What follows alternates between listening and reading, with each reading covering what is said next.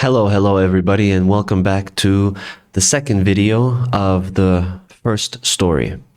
So as mentioned in the previous video, this is a series of videos in which I will be reading short stories, discussing them, defining some of the vocabulary, offering a language learning tip, and starting every session with a topic of discussion related to languages, or maybe not. We'll see how things play out. But before we do, let's begin with today's topic of discussion. Today's topic of discussion is a bit of a continuation from last time. In the last session, the topic of discussion was the lost art of conversation. Yes, conversation is an art, much like writing, much like painting, much like singing, much like dancing. Conversation is a form of self-expression, and therefore it is an art form. It's just that in today's modern world, we just don't have time for it. Same with poetry.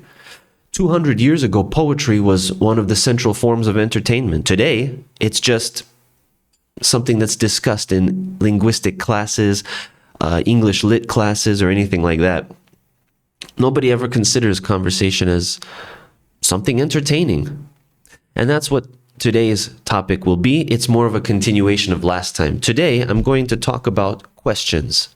Yes, questions, the very thing that most of us ask the fewest of, or present the fewest of. When you're talking in a conversation, when you're in a conversation with someone else, first of all, just listen to the phrase, talking to someone. Are we talking to people or are we talking with people? See, the way you express yourself, the sentences and the words you use actually are highly indicative of your form of thinking, your form of perception, awareness, consciousness, what have you. The reason I talk about questions is it's because I feel it's one of the least tended aspects of someone's language proficiency. Now, as I said previously, I have been teaching English for roughly 10 years now. Okay, most of my previous professional career was spent in sales, where I luckily learned how to ask questions. Unless somebody has worked in the sales industry, there is very little chance that they are question askers. As you can imagine, in sales, the job of a salesman or saleswoman or salesperson is basically to make the customer feel comfortable enough to make a purchase. In order to do that, you must build rapport. Rapport is another word of saying a good feeling together, a good reputation together. Chemistry, one might even call it. Good chemistry between two of us. That's called rapport. Now, I've sold everything from cars to language learning software to luggage to you name it, I've sold it. Okay, and I can tell you one thing, that no matter what you're selling, the technique is still the same. If you're selling cars, if you're selling luggage, if whatever you're selling, you could be selling sandwiches. It's the same thing. It's all about rapport. Ask yourself this, wouldn't you feel more comfortable spending a large sum of money with someone whom you enjoy spending time with whom you enjoy spending time with, or would you rather do it with some stranger that can give you a good price, but doesn't fill you with confidence? Confidence comes from reputation. It comes from rapport. Same reason why con artists are able to succeed. Con artists have an interesting skill whereby they are able to build strong reputation, strong rapport with an individual, their mark, their target, as they might call it. They are quick at building rapport. And how do they do that? They know the buttons to push. How do they know which buttons to push? By asking the right questions. This is one of probably the number one skill in sales, is qualifying. Qualifying is where you find out what the customer is all about, who they are, what they do, what they want, and you find a way to satisfy those needs.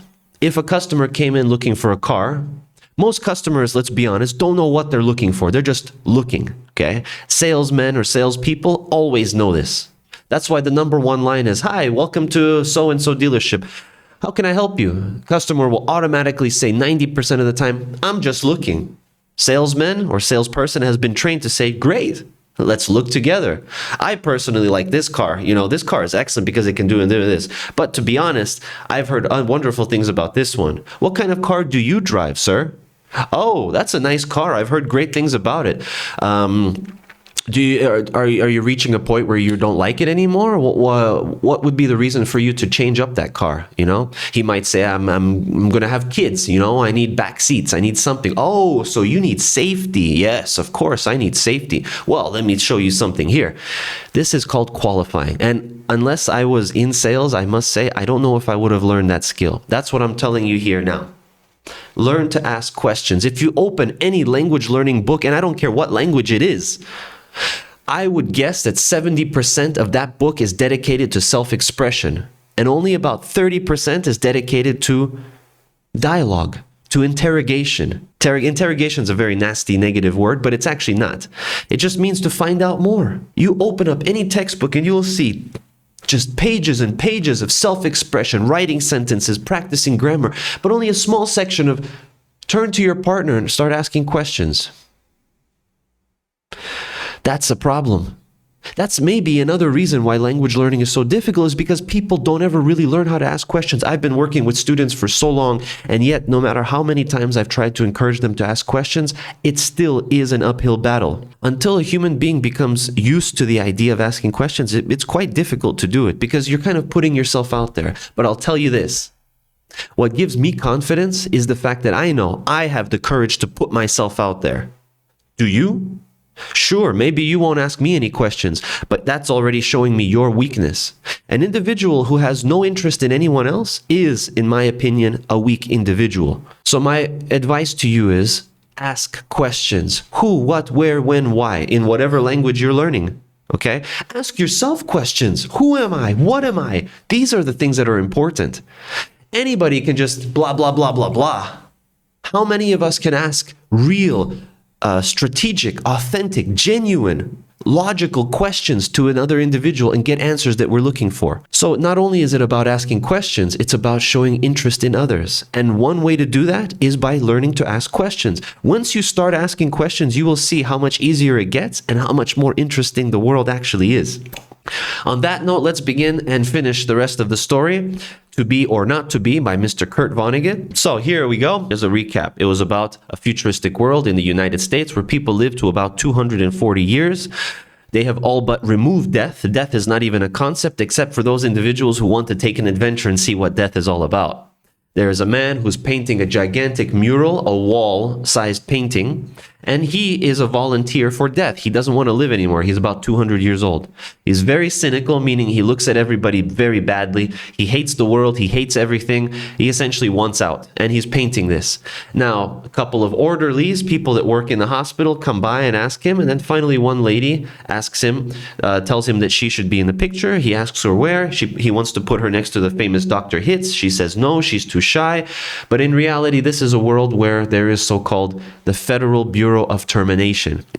This is an organization in this world which essentially handles death. Assisted suicide, you might say. Anybody who doesn't want to live any longer. So here we are. Leora Duncan, the lady, is posing for her portrait, and let's see what happens next. And while Leora Duncan was posing for her portrait, into the waiting room bounded Dr. Hitz himself. He was 7 feet tall, and he boomed with importance, accomplishments, and the joy of living. Well, Miss Duncan, he said, and he made a joke. What are you doing here, he said. This isn't where the people leave. This is where they come in.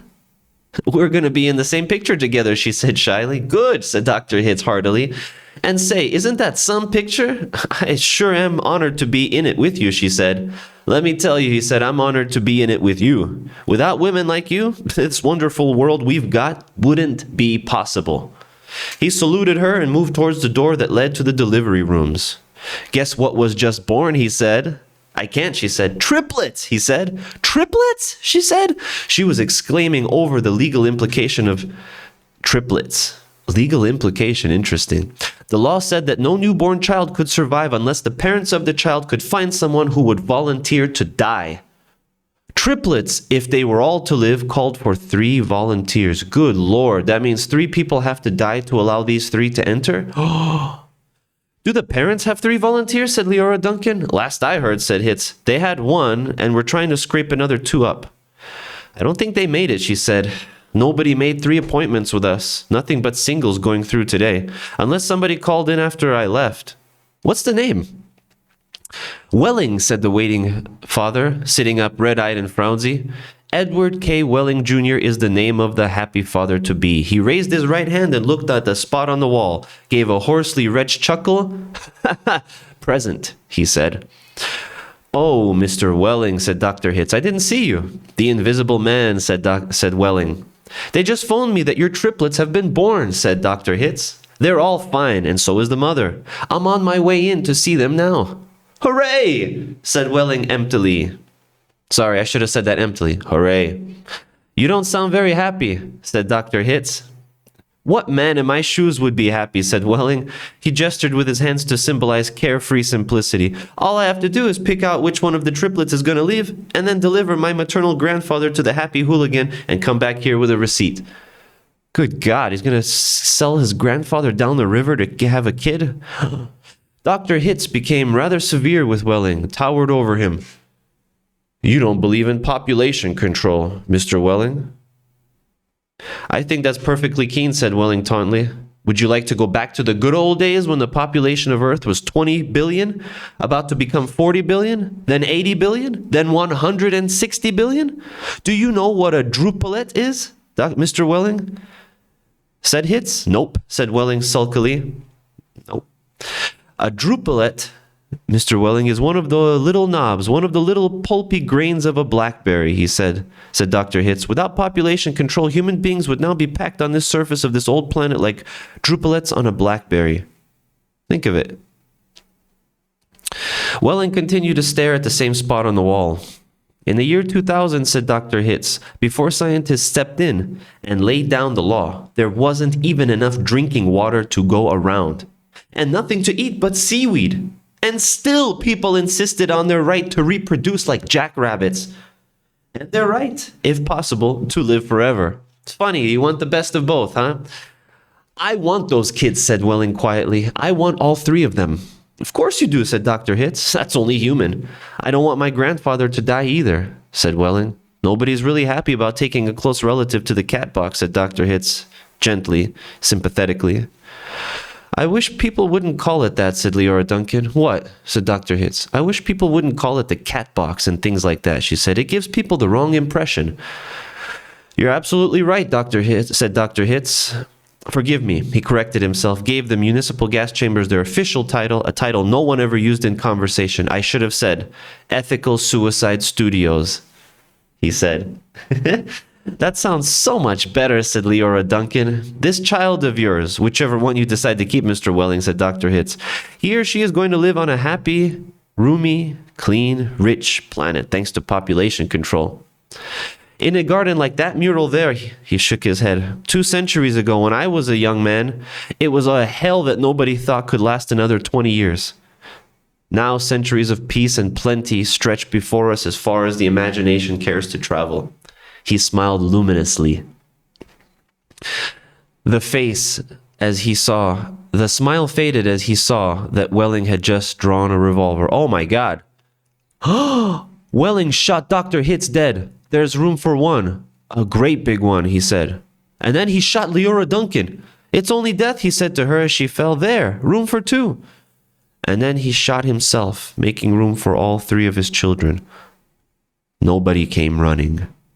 Nobody, seemingly, heard the shots. The painter sat on top of his stepladder, looking down reflectively on the sorry scene.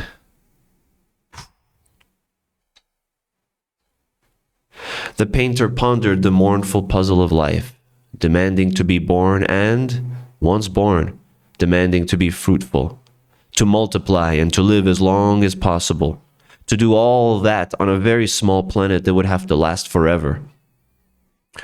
All the answers that the painter could think of were grim, even grimmer, surely, than a cat box, a happy hooligan, an easy go. He thought of war. He thought of plague. He thought of starvation.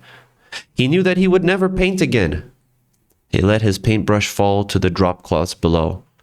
And then he decided he had about enough of life in the happy garden of life too.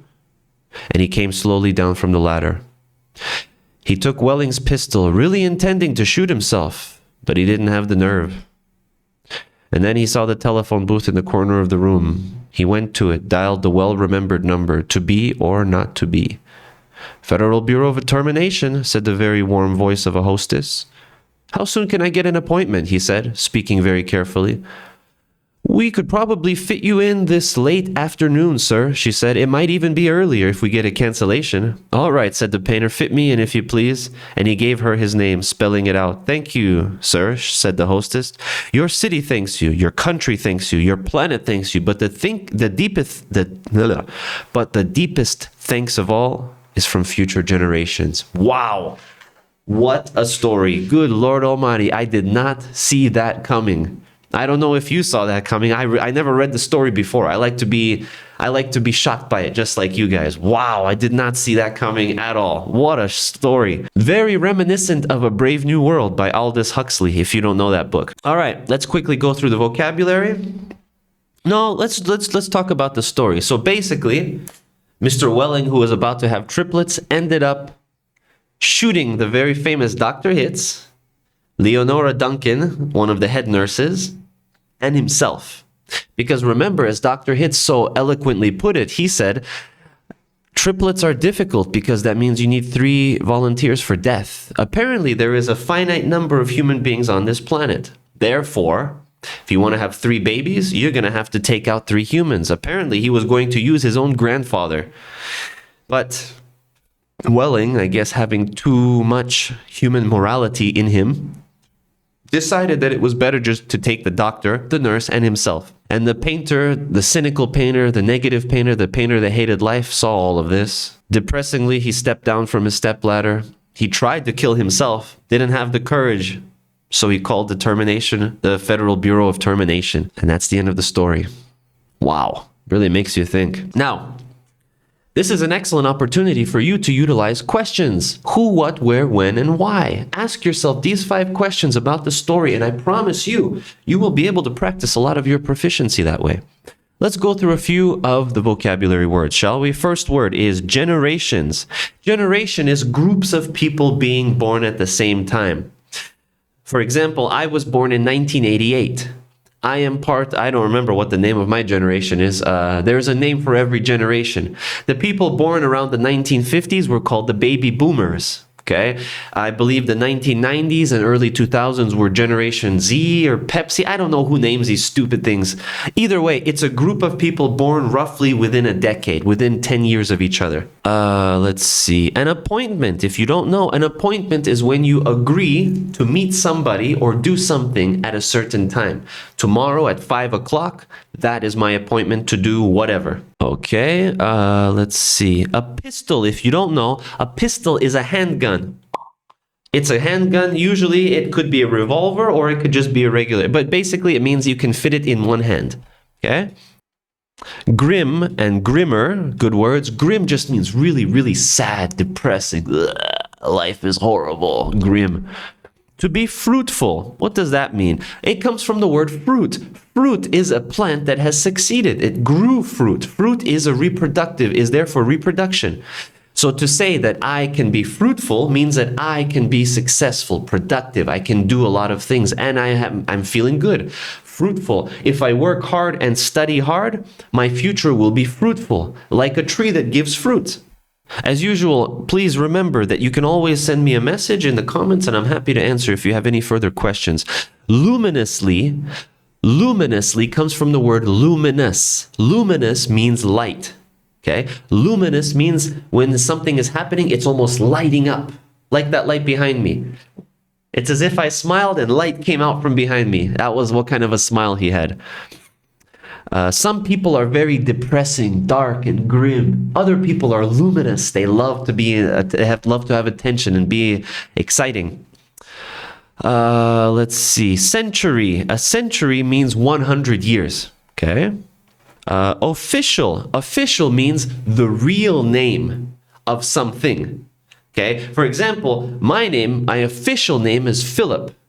Unofficially, you can call me Phil. Officially, my name is Philip. Unofficially, my name is Phil.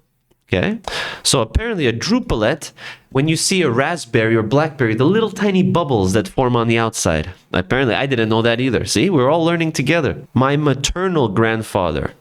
Maternal is the opposite of paternal. Maternal means mom, mother. Paternal means father, papa. Maternal means it's the grandfather on my mother's side of the family. My maternal grandfather is the father of my mother. Okay?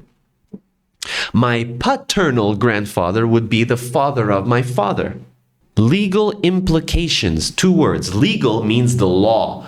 You cannot kill, you cannot steal, you cannot take from other people, you can't hurt other people. These are laws set by any country. Okay? Implication means what does it mean? If you have triplets, it says triplets, the legal implication of triplets means in terms of the country, in terms of the law of the country, what does that mean for me? Legal implication of triplets means what does it mean that I have 3 kids? Does that mean I have to kill 3 people? Does that mean I have to take care of them? Does that mean I have to register them with the country? Don't know. All right, and that's it for vocabulary. If you have any others, please don't hesitate to contact me. And let's finish off with the language learning tip as usual. Today's language learning tip is learning to think in your target language. I know you see it on YouTube. There's tons of people saying, think in English, right? It's so easy, right? Well, it's not that hard. I have worked with so many students over the years, and I can promise you, I have met students who couldn't even get out a sentence. I would say, hi, how are you today? I'm good. And by the end, after a few months, the girl was talking. I said, what did you do today? She said, well, today I went to school, then I went to this, and then after that I did this. Yeah, within a few months. It's not that hard, but you have to be motivated. If you listen to my first discussion, why are you learning a new language? If you're not motivated enough, trust me, this is a waste of your time. If you're motivated enough, then it is worth your time. So thinking in English, first thing you can do is keep a daily journal. That means keep a book of the things you did throughout the day. At the end of the day, when you're in bed or just before, however you want, or during the day, I really don't care. It's your choice. Just write down 5 things you did in the past tense using irregular verbs, and that will be the next tip for next lesson. The 5 most important irregular verbs: to do, to go, to be, to see, and to have. If you can master these 5 irregular verbs, the rest is a lot easier. So I highly encourage you to write 5 sentences a day about 5 things you did with 5 irregular verbs. You can change the verbs, but those 5 that I mentioned, to do, to go, to be, to have, and to see. If you can master these, you're already sitting very well. Write about that. And in addition, use the future tense, telling yourself what you're going to do the next day. 5 things you're going to do. I will do this. I'm going to. Please switch between will and going to. It's always good to practice. In addition to that, so like I said, keep a journal.